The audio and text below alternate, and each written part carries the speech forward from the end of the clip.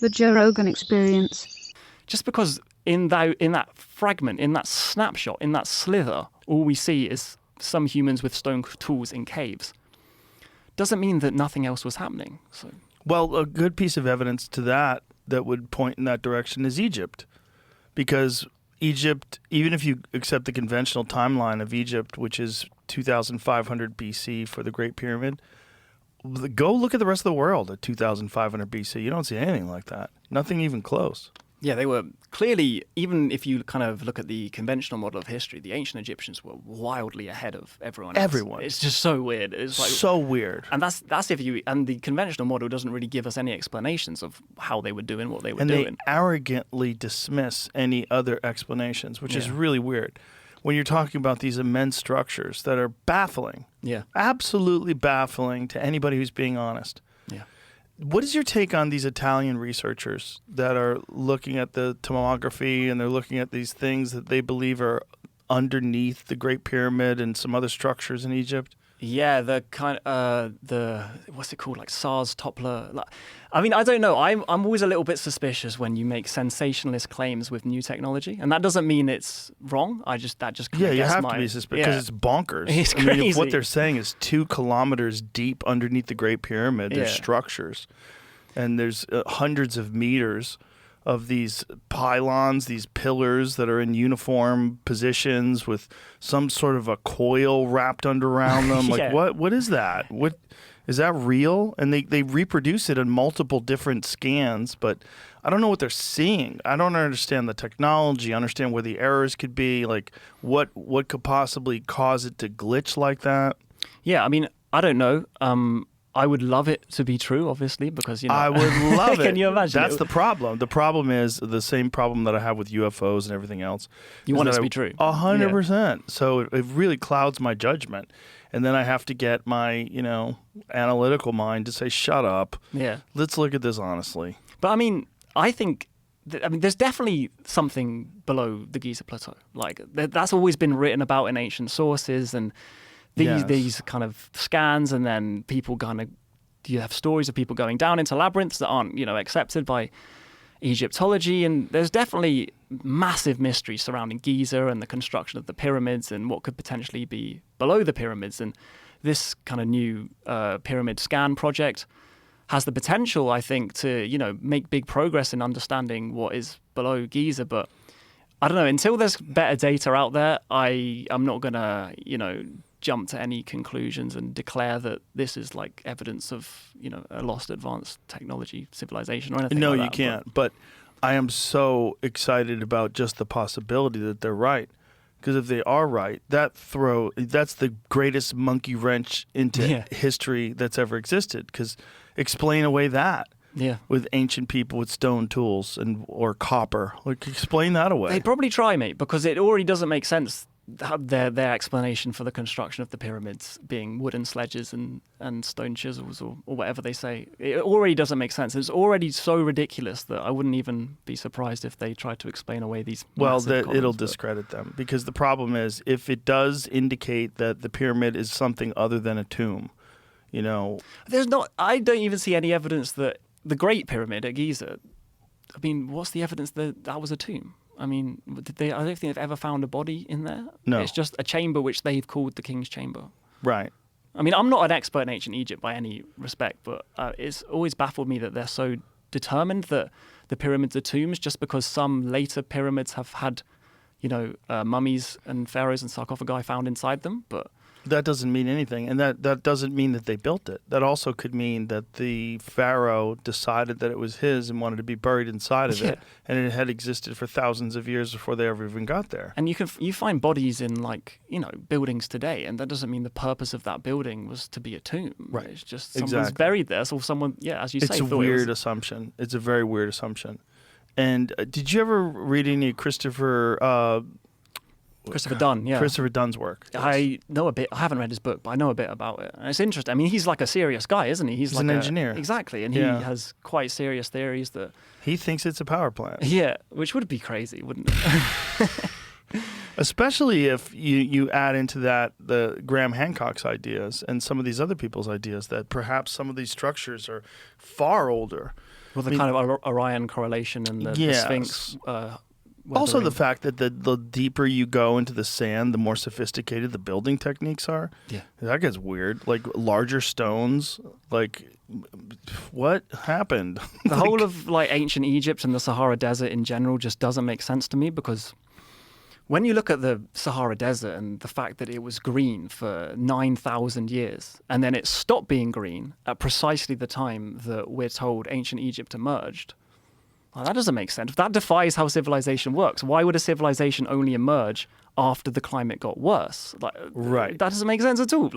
And so little research done in sub-Saharan Africa, where they've actually gone into the ground and done like large-scale research of these immense areas. Nothing. The Sahara Desert is vast and obviously covered in sand and extremely hot, extremely difficult to survey, politically unstable, and there's basically been no archaeological work done across the whole. And the Sahara Desert is massive. It's like the whole of North Africa, right down to it's massive, and you could fit the United States in there. You could fit anything in there, like a whole preceding civilization for 9,000 years leading up to ancient Egypt. It's the perfect place. It's right by Mesopotamia. It's right by Egypt. And yet we have this blank spot for the 9,000 years before the development of civilization, which is kind of also the gap between, it's a little bit less than this, but the gap between Göbekli Tepe and the birth of civilization. We have this huge area which would have been perfect for civilization, full of rivers, lakes, grasslands, perfect climate, and it's just missing. Also, abundant resources where they could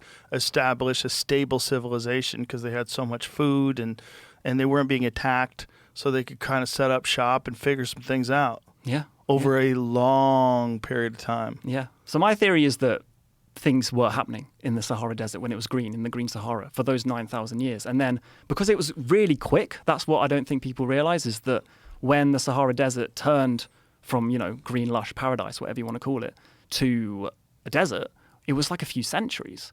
It's called rapid desertification, and it flipped, not overnight, obviously, but in a few centuries compared to 9,000 years is a rapid change. And for any kind of culture that was living there, you wouldn't have noticed it straight away, but in 50 years, you'd be like, fuck, it's getting a bit hot here. Do you know what I mean? Like, shit's going on. And then so I think maybe people migrated to the last stretch of green that was still available to them, which was the Nile River. And then the kind of survivors or the migratory populations developed around the Nile River, and using the kind of experience and knowledge that they had from their lives and the kind of history of their cultures in the Green Sahara period, that is what led to ancient Egypt. That's just a Well, it's theory, also but just an assumption that ancient Egypt didn't exist alongside that, or even previous to that, which is also possible, especially when you consider what Robert Schoch thinks about the erosion, the water erosion in the Temple of the Sphinx. Yeah, the kind of explanation away of that also never made sense to me, that it's wind and sand, because when you see pictures of the Sphinx, even from when they kind of found it in Napoleonic times, it's buried in sand. Right. And there's records from the Egyptians themselves who, excavated it effectively because it was covered in sand. So if it quickly gets covered in sand, how could it be eroded by wind and sand if it doesn't take very long for it to, kind of get filled up with sand? Then how does wind and sand erosion even count? I've never seen anyone kind of explain that away. Well, it's the walls that are the most fascinating to me, because the deep fissures that clearly look like rainfall. It looks like something that water does over thousands of years. Yeah. And when those whales that were the Valley of the Whales. It's just about, I don't know how many miles south, but it's south of Cairo. That's bonkers too. Yeah. That's crazy. They find whales. Hundreds of whales in the desert. That's so crazy. Look at that image. That's so nuts. That is so nuts. Some of them had teeth and toes. So crazy. So crazy. And then it makes you wonder, like, how did those bones survive? Like, why are they there? Like, how quickly did they die? How quickly did they get covered up by sediment that they could find them all these years later? Because that's the weird thing about fossils and bones in general, is that most of them you're never going to find because they get eaten, they deteriorate, they're gone. Like, it's very difficult to make a fossil. When you think about our, quote unquote fossil record, it's really weird because it's hard to make a fossil. Yeah. So we're dealing with a very small amount of beings that get turned into a fossil. And that is what we're using as our understanding of like life. Yeah, yeah. It's weird. It is weird. It is because weird. it's so limited. I'm not sure do you know when the Sahara was covered in water? I'm not even sure when that was. I mean, some people say that there's like a mass flood during the kind of Younger Dryas period, which I think is... I think they're talking about millions of years ago for these bones. Yeah. How old are these whale bones supposed to be?